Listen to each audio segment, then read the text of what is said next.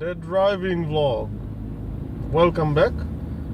In this episode, as I said in the last episode, I will speak about some drones, especially for the newbies. I will not going to speak more about drones.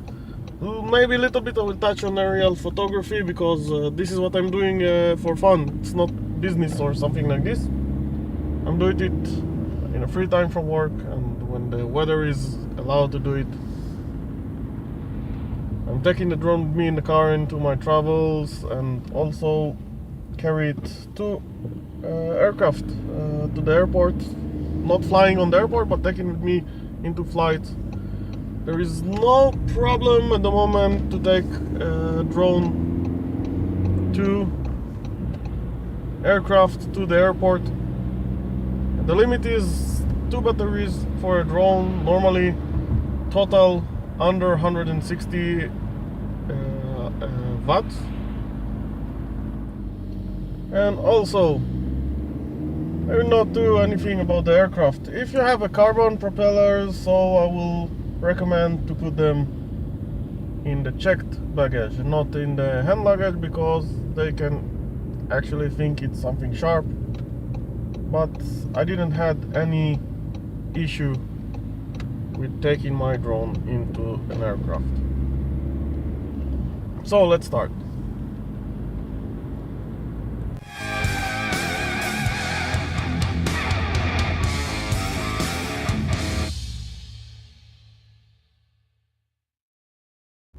So as I said in the beginning, I will speak for the newbies about how to go easily into this hobby. We'll say there are plenty of different brands, plenty of different, even inside of a brand you have of different models, how to select or how to look on this hobby.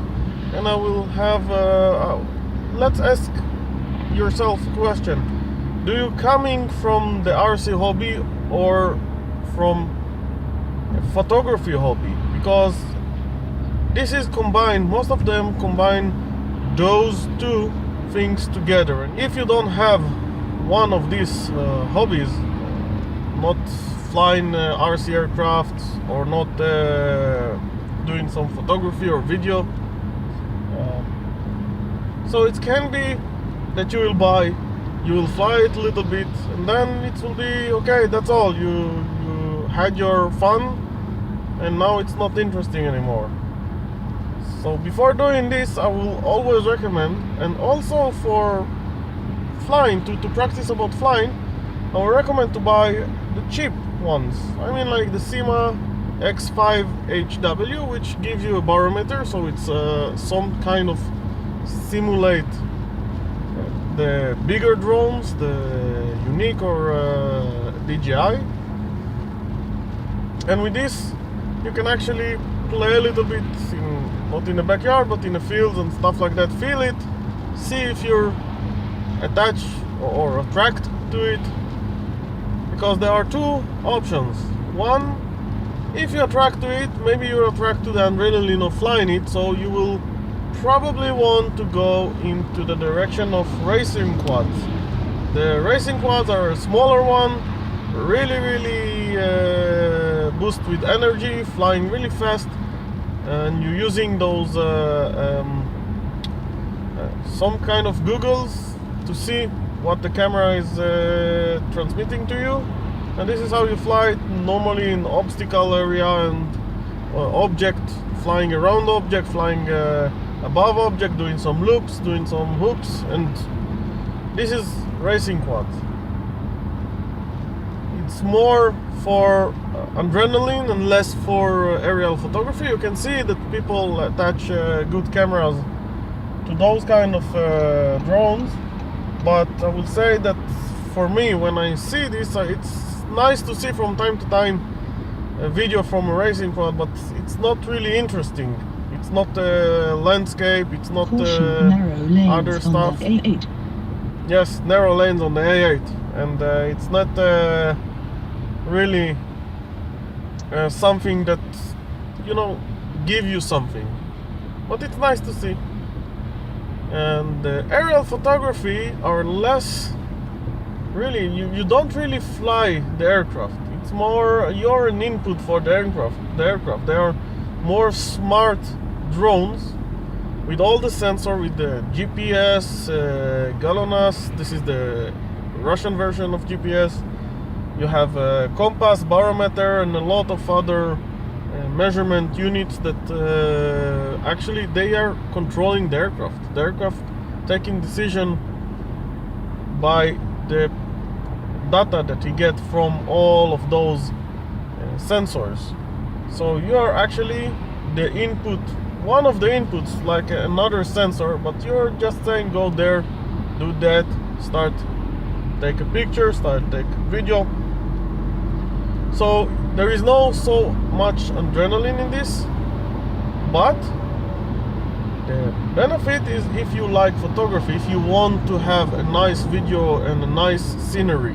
So in this case you will go to those kind of drones, and I will say also start from a toy drone. Why? Because if you crash a toy drone, normally they're more strong, and when they're crashing they're not breaking really easy, and you can actually buy body or propeller or motor really cheap, and really you can find it anywhere in all the internet shops, and if you buy a normal or decent company like SEMA, you have all the spare parts everywhere.